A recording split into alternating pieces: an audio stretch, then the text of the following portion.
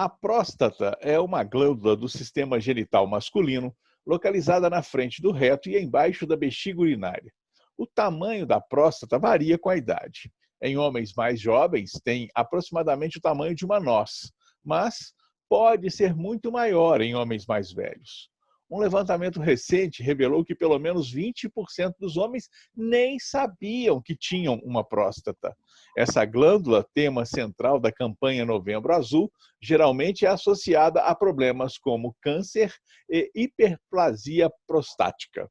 Para falar um pouco sobre este assunto, nós convidamos o médico urologista José Geraldo Coutinho, graduado em Medicina pela Faculdade de Medicina de Barbacena em 1995. Residência médica em cirurgia geral pela Santa Casa de Juiz de Fora, residência médica em urologia pela Santa Casa do Rio de Janeiro, pós-graduação em cirurgia videolaparoscópica pelo Instituto CRISP e membro titular da Sociedade Brasileira de Urologia. Dr. Coutinho, seja bem-vindo ao canal BOL. Muito obrigado. Meus cumprimentos a você, Salim, ao pessoal da sua equipe, ao seu público, e, de modo especial, aos homens que venham acessar essa entrevista, que são o alvo, né, dessa campanha do Novembro Azul. E eu espero que eu possa contribuir aí da melhor forma. Doutor, vamos começar perguntando o seguinte.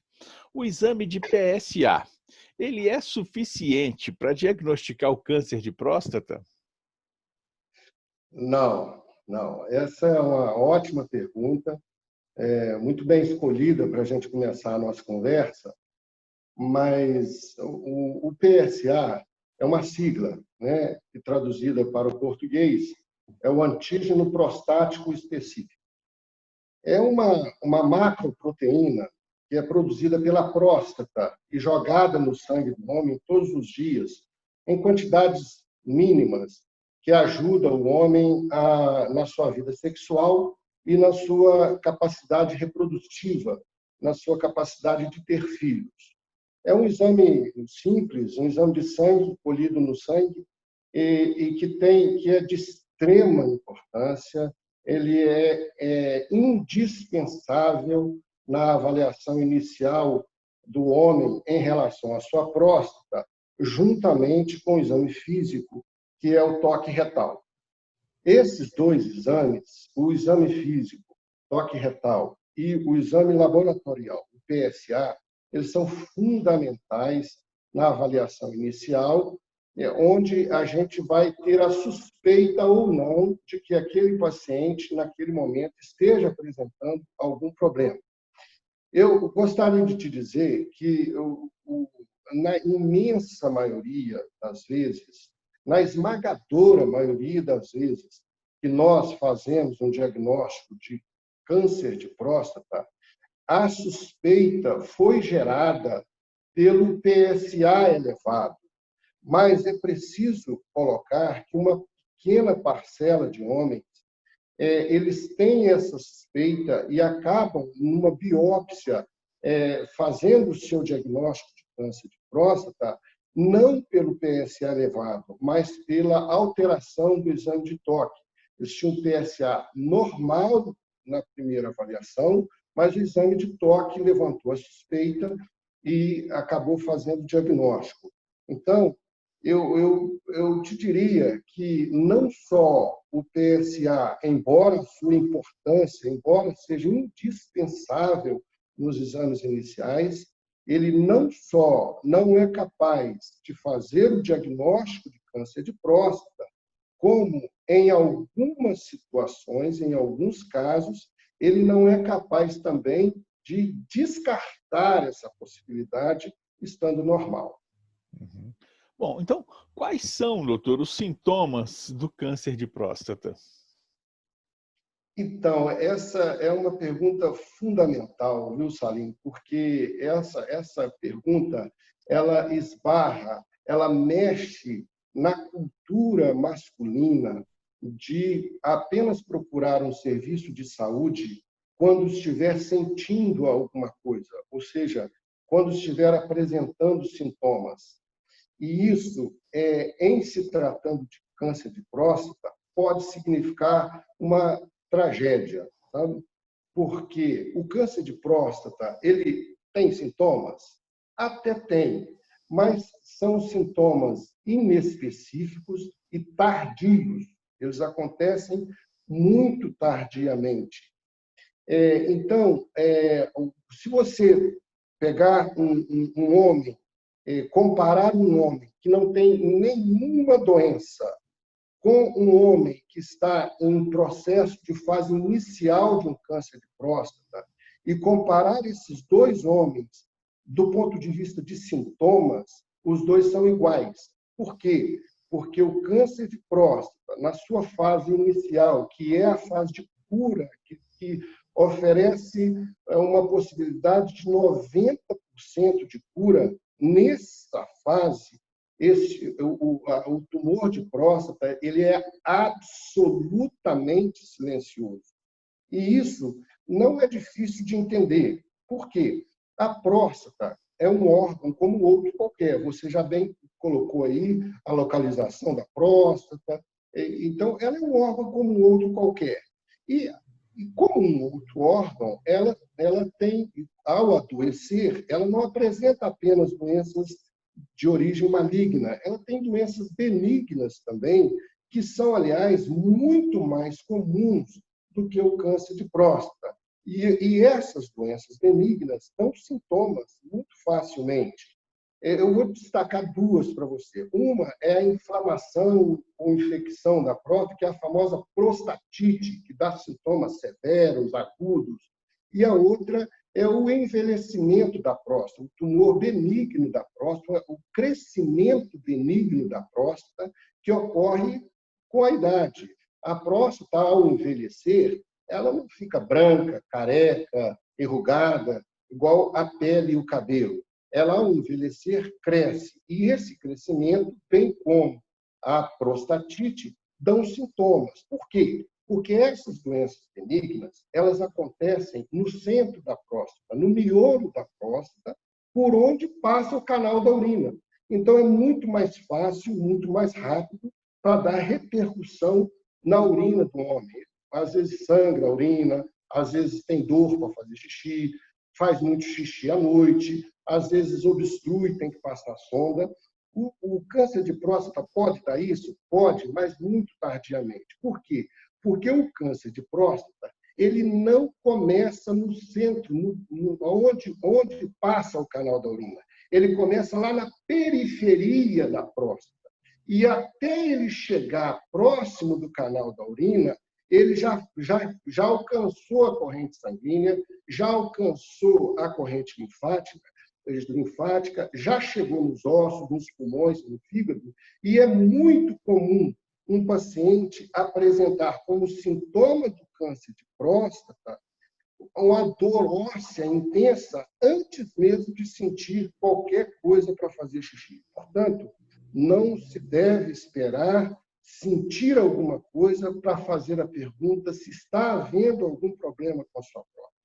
O homem acima de 45 anos que tenha fatores de risco, como familiares com câncer de próstata, ou obesidade, ou da raça negra, acima de 45 anos, deve procurar um urologista, mesmo sem sintomas, e os outros todos, acima de 50 anos. Não se deve esperar sintomas para avaliar a próstata. Claro. Agora, doutor, muita coisa se fala, muito se especula, tem muita informação que às vezes não procede.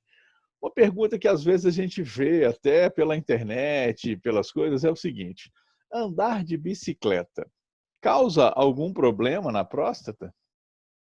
Não, e isso é um mito, sabe, Salim? Isso é um mito e um mito recorrente. A gente vê, você tem razão, a gente vê isso muitas vezes no consultório, a gente tem essa pergunta. E eu te diria que não. E mais, nem andar de bicicleta, andar a cavalo, andar de moto, fazer exercício de academia, jogar uma partida de futebol, uma corrida, uma caminhada para atividade física, e nenhum dessas condições elas provocam câncer de próstata, nem andar de bicicleta. Mas o que tudo isso tem em comum? É que essas atividades, inclusive andar de bicicleta, elas estimulam a próstata naquele momento da atividade e a próstata joga mais PSA no sangue.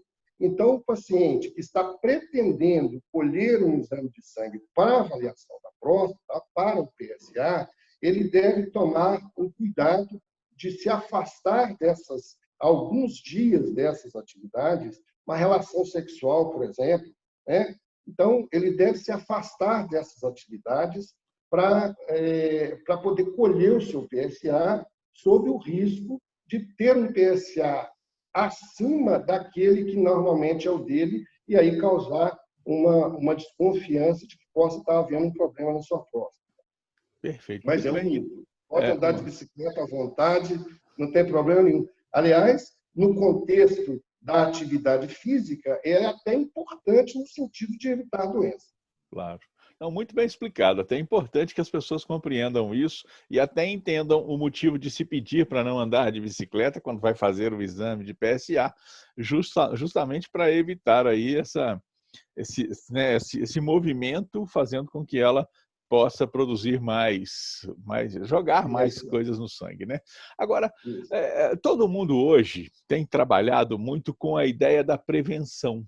Como prevenir essa questão de câncer de próstata? Existe, na parte da alimentação, por exemplo, existe alguma coisa que pode ser feita no sentido de prevenção do câncer de próstata, doutor? Salim, infelizmente, o que é preciso dizer e deixar bem claro que a prevenção do câncer de próstata não é possível.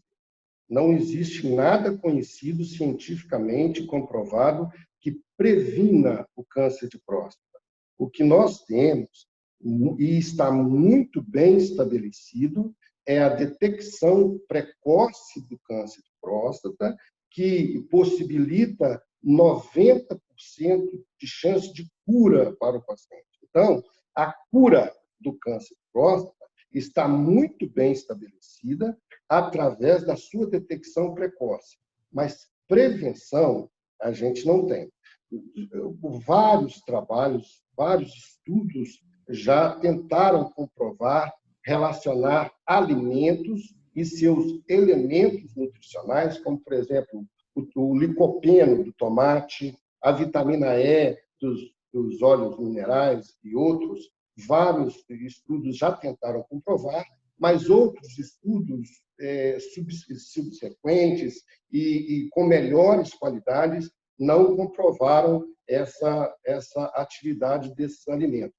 Não existe, portanto, um alimento ou um elemento nutricional que seja o mocinho ou o vilão no sentido de proteger ou causar o câncer. Causar, às vezes, até tem. O que nós temos hoje, e que de forma mais robusta, é que são estudos epidemiológicos, inclusive comparando dieta oriental e dieta ocidental. O que nós temos é que o uso abusivo de gordura de origem animal, a dieta muito carregada de carboidratos, então isso, o consumo excessivo de carnes vermelhas, ninguém está proibido de nada, viu, Salim? Mas é uma questão de um controle, de ter uma medida. Então, esses alimentos, eles estão relacionados como fatores de risco de aparecimento de doenças, talvez com uma gravidade, com uma agressividade maior, né? Mas eu queria aproveitar esse gancho, se você me permite, claro. E inserir essa questão da alimentação num contexto de hábitos de vida, sabe? E aí a gente pode descolar um pouquinho do câncer de próstata e falar da saúde do homem de um modo geral, que também é o objetivo dessa campanha. Então, você tem não só a alimentação, que isso que nós citamos, realmente o controle ajuda a diminuir a chance de doenças mais graves, mas há alguns hábitos, como, por exemplo, o hábito de fumar.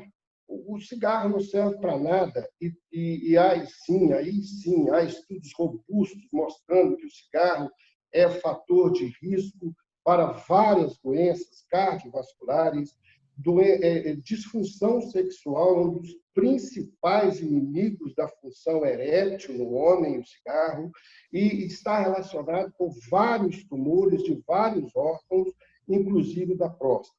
Então, o hábito de fumar ele deve ser evitado ou cancelado. Quem tem esse hábito de fumar, procurar um especialista no sentido de parar com o hábito de fumar.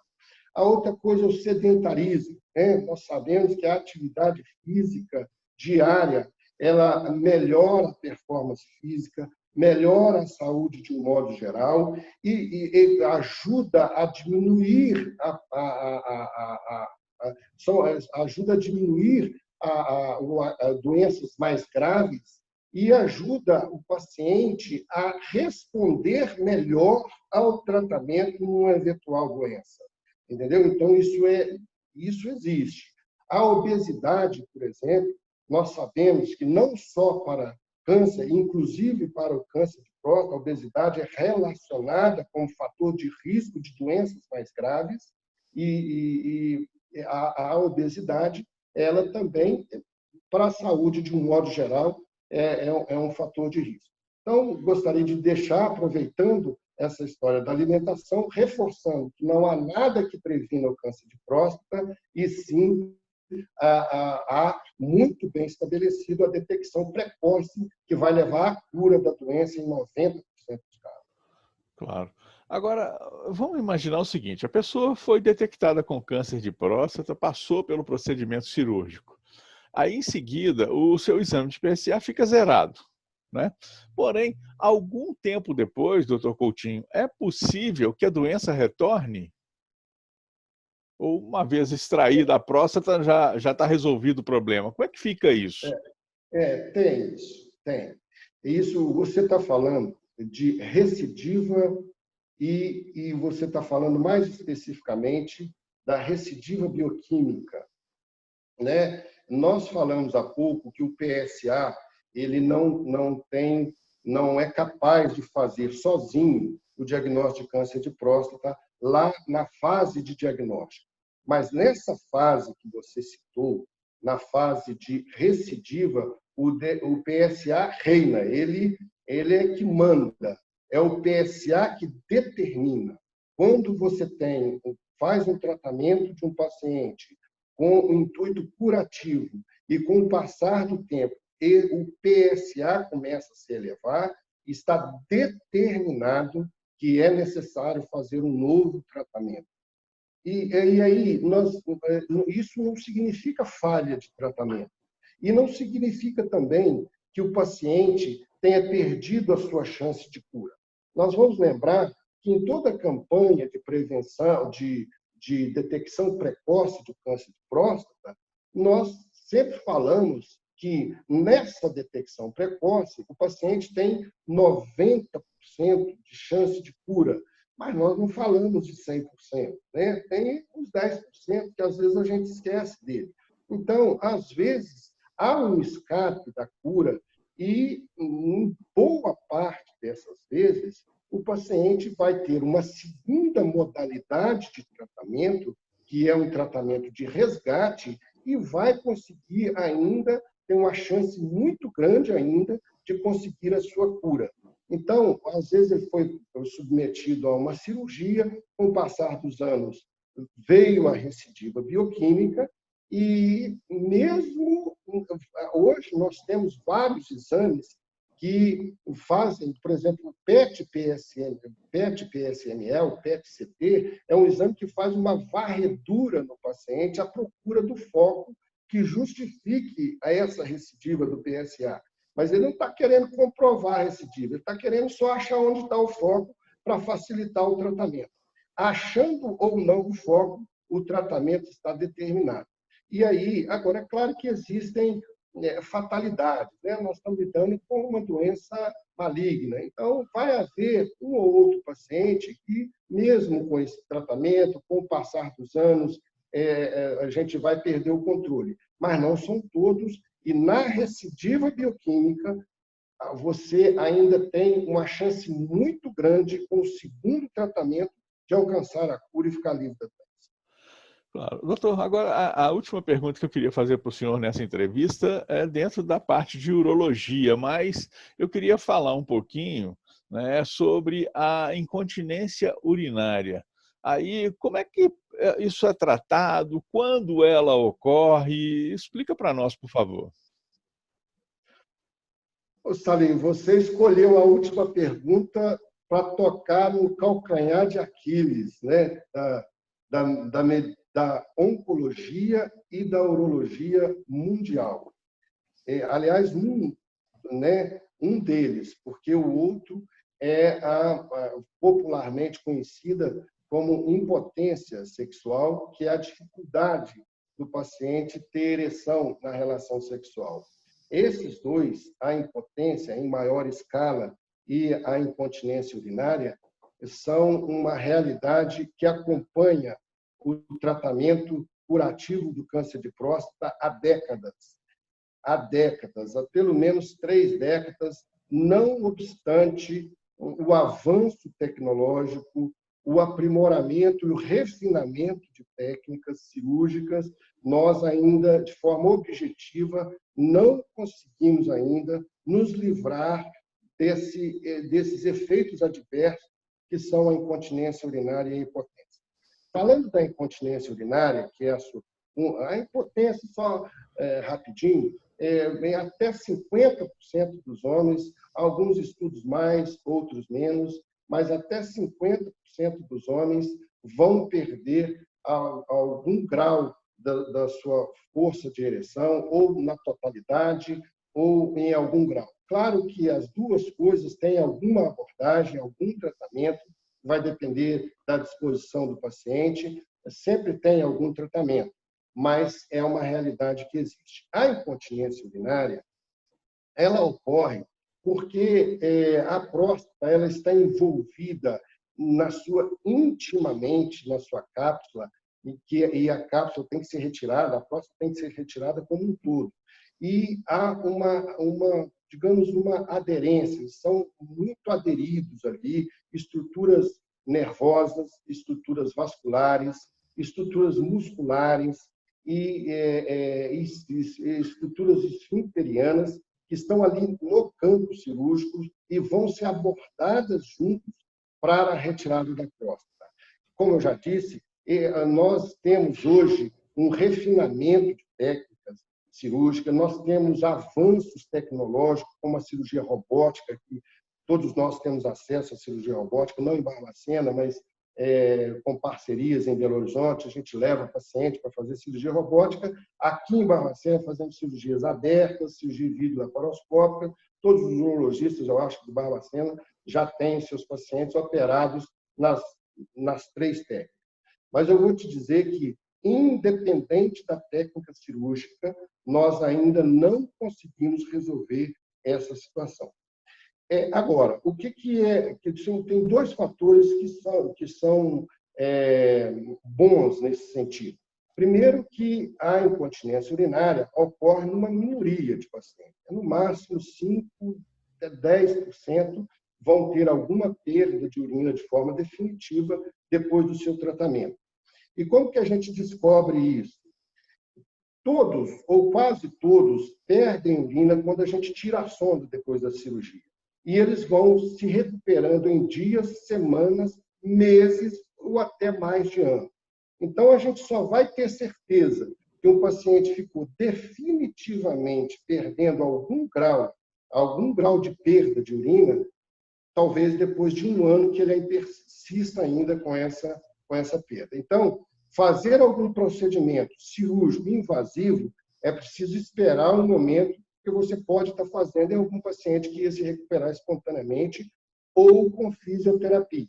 A fisioterapia, ela não muda o quadro daquele que vai ficar definitivamente com incontinência, mas ela pode antecipar a recuperação daqueles que já iam se recuperar. Então, ela é importante nesse sentido.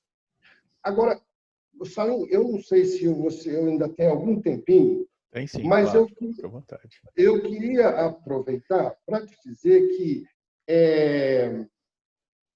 a gente pode diminuir o impacto desses efeitos colaterais na seleção, na melhor seleção dos pacientes que realmente precisem ser tratados de câncer de próstata.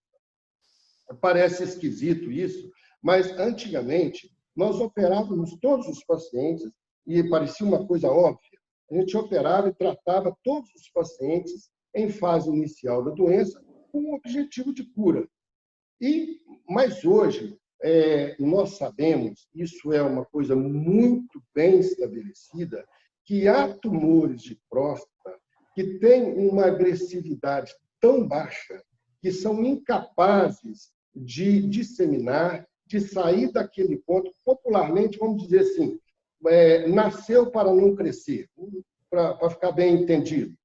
Então, esses pacientes, claro, selecionados com uma série de critérios rigorosos de PSA, exame de toque, ressonância magnética, número de fragmentos, porcentagem do fragmento acometido, uma série de critérios que, se esse paciente atender a esses critérios, ele fica entendido como um portador de uma doença de muito baixa agressividade e que, portanto, pode ser oferecido para ele, ao invés do tratamento imediato, que ele seja colocado no que nós chamamos de observação vigilante. Então, todo urologista que está no mercado de trabalho há mais tempo tem uma série de pacientes em observação vigilante e não é tão novo assim. Eu, por exemplo, tenho muitos pacientes em observação vigilante e vários deles, com certeza, há mais de 5 anos. Mas a gente tem... Como é que a gente tem certeza que aquele paciente tem um tumor indolente que não vai crescer? A gente não tem certeza. Não tem certeza. Mas nós temos critérios que podem colocar o paciente nesse acompanhamento, e um acompanhamento bem mais rigoroso do que o preventivo comum. Esse paciente vai fazer exame de toque, PSA, biópsias de tempos em tempos, ressonância magnética, e se a gente perceber que aquele tumor mostrou alguma chance de se tornar agressivo, nós podemos operar o paciente naquele momento sem que ele tenha perdido a chance de cura da doença na mesma probabilidade que se tivesse sido operado no momento do diagnóstico. Isso faz com que o paciente ganhe 5, 6 anos de continência, potência, às vezes um paciente que ainda não tem a sua prole constituída. Então, isso foi uma coisa muito boa e não é tão novo assim, como eu já te disse, né? Então, é uma coisa bacana que a gente tem em relação ao acompanhamento dessa doença. Ainda bem que a medicina vai evoluindo e dando condições de melhor atender as pessoas, né? A questão da saúde ganhou um contorno muito melhor depois, nos últimos 20, 30 anos, em função dos cientistas estudarem melhor as coisas e conseguirem encontrar aí soluções como essa que o senhor acabou de colocar para nós, que é uma solução muito boa para a questão de condição de vida da pessoa que está aí, né, passando por esse problema, mas que tem ainda vislumbrando essa situação. Claro que sempre bastante criterioso, porque não dá para brincar com isso, e é claro que não é brincadeira mesmo. Então, o critério bastante sério, bastante rígido, faz com que dê essa oportunidade de vida realmente aí para as pessoas. Doutor, muito obrigado pela sua participação conosco aqui no Canal Bol, no Saúde em Foco, oportunidade que a gente tem de mostrar às pessoas questões envolvendo a saúde, questões envolvendo prevenção, questões envolvendo aí a oportunidade de cuidar melhor e ter um tempo de vida com mais qualidade. Muito obrigado, viu, doutor? Eu que agradeço a oportunidade. Quero dizer que eu estou à disposição, o consultório está aberto, estou à disposição para aquilo que precisar e que tiver no nosso alcance. Realmente, muito obrigado pela oportunidade. Claro, doutor. Canal Ball, aqui tem conteúdo de qualidade. Olá, o Barbacena Online convida você para participar de nosso canal. É muito fácil, curta o vídeo, clique no botão de se inscrever aqui embaixo e no sininho para receber notificações sempre que tivermos um novo vídeo. Aqui tem conteúdo de qualidade.